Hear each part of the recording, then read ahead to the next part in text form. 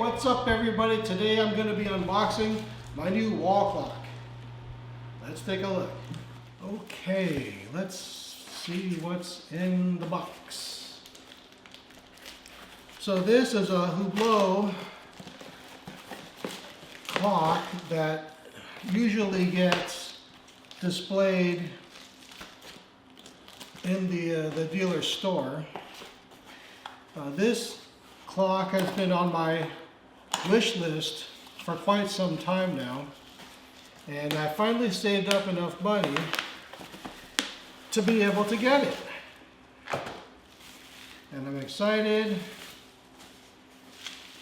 to see what we have here.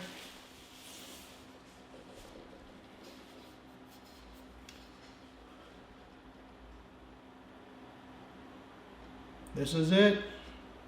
Hublot, Geneva. You can see the H. Let's take a quick look at the back here.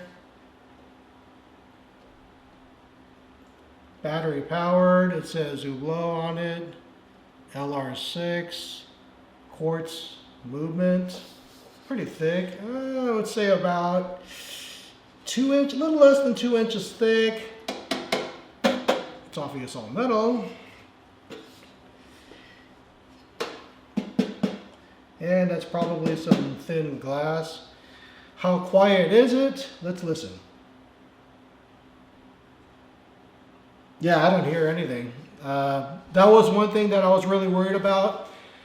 You know, some of these clocks, they go tick, tick, tick, and that just annoys the living hell out of me. And thank God this clock is silent as all get out.